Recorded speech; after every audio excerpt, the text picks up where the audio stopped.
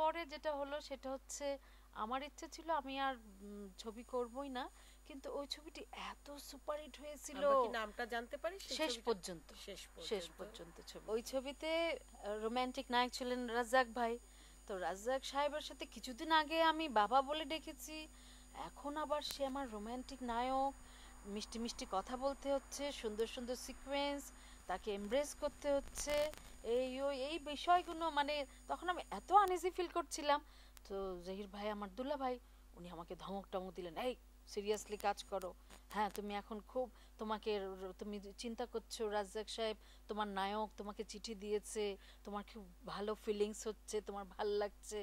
তো এইভাবে কাজগুলো আচ্ছা, করলাম আর কি। আপনার অভিনয় জগতের হাতে খড়ি কি তাহলে আপনার কার কাছে? অবশ্যই জহির রায়হান সাহেব, দুলাভাই আমার দুলাভাই।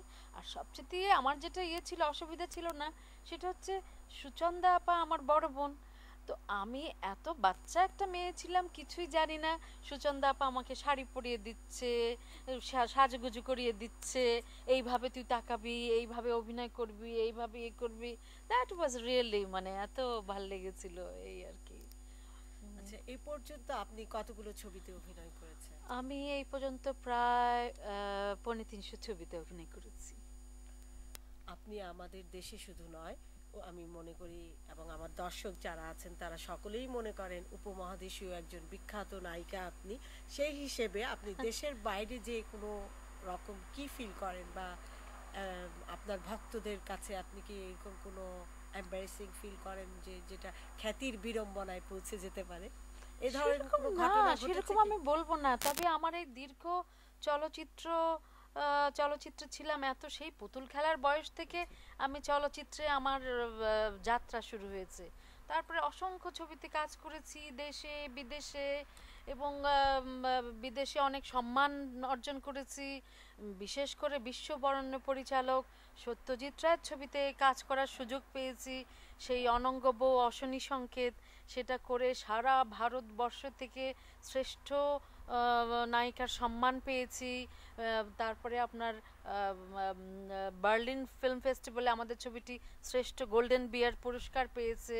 এবং আমার যেটা হলো এই ছবিটি করার পরে পুরো চলচ্চিত্র মহলে মানে পৃথিবীর যারা চলচ্চিত্র প্রেমী তাদের তাদের কাছে মোটামুটি ববিতা নামটা যেন বেশ একটু পরিচিতি পেয়ে গেল, বেশ একটা আমার একটা আলাদা দুয়ার খুলে গেল।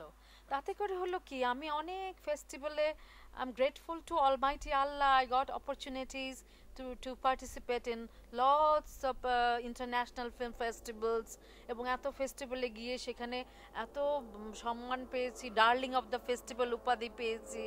তারপরে আপনার জুরি বোর্ডে আমি সিলেক্ট হয়েছিলাম। তারপরে মানে সাংঘাতিক, আমি বলবো আমার এই সময়ে আমার ক্যারিয়ারে কিন্তু আমি যথেষ্ট সম্মান অর্জন করতে পেরেছি।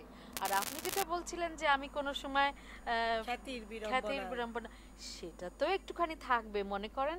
একটা একটা জিনিস সত্যি, সেটা হচ্ছে চলচ্চিত্রের বাইরেও কিন্তু আমি একটা সাধারণ মানুষ, জি। হ্যাঁ, এটাই সত্যি কথা, এটাই স্বাভাবিক। তারপরে তবুও আমার একটা যেটা আনন্দ আছে সেটা হচ্ছে জনগণের ভালোবাসা পেয়েছি,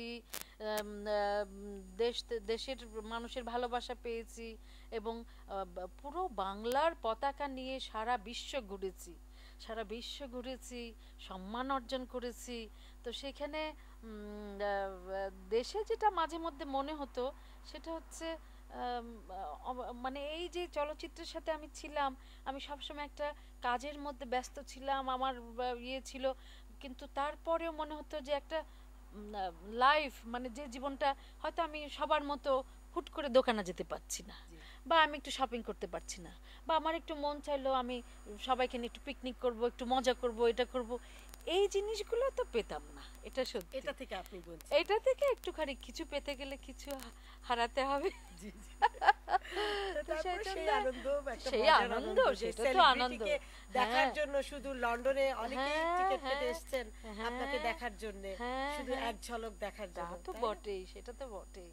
এবং এখনো যেটা ইয়ে লাগে, এখন মনে এতটা সময় পার করেছি, তবুও সবাই যেন এখনো, আমি ভেবেছি আমাকে ভুলেই গেছে, এতটা সময় পার করেছি, কিন্তু না, ইভেন আমার আমার নিজের দেশে আমি গাড়িতে করে যাচ্ছি, ছোট ছোট বাচ্চা ওই যে ফুল বিক্রি করে, তারা বলছে